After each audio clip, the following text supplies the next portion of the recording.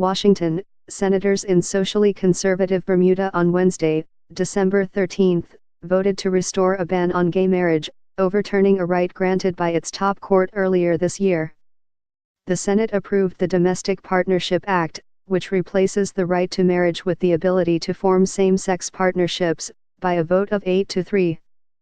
The self-governing British Territories' lower house of assembly passed the same bill on Friday by a 24 to 10 margin. It will now be sent to the governor for his signature, widely seen as a formality.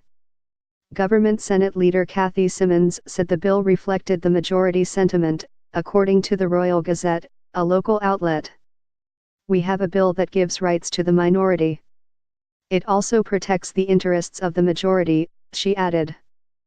The legislation marks an unusual turnabout after a Supreme Court justice ruled to allow gay marriage in May. The new measure was engineered by the ruling Progressive Labour Party that came to power in July, and supported by many socially conservative churches. Those couples who have married since May will not be stripped of their legal status, but some fear it could tarnish the reputation of the popular tourist destination. On a global scale, Bermuda has and continues to rely on its soft power, our power to attract nations and people to our shores and our culture, Jeffrey Barron, Bermuda's shadow minister for national security, told AFP. "How utterly shameful," he added. Michael Dunkley, a former premier and current MP, added he was disappointed in the government's short-sightedness. "Throughout history, if we hadn't stood for minorities the world wouldn't have progressed," he said, adding, "So many politicians legislate for the next vote, not for future generations." Reputational harm. Following the lower house's vote, the Bermuda Tourism Authority's CEO Kevin Dallas wrote an open letter to senators urging them to reconsider given the bill's potential harm.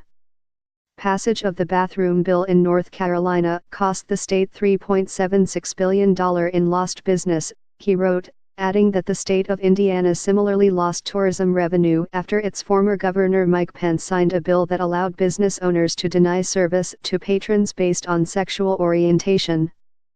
"Our research indicates many companies, consumers, and travelers, including the overwhelming majority of the younger visitors powering Bermuda's growth, care about this issue," he added. Rights groups have also expressed outrage over the bill, with some blaming the churches. Bermuda conducted a referendum on same-sex marriage in June 2016.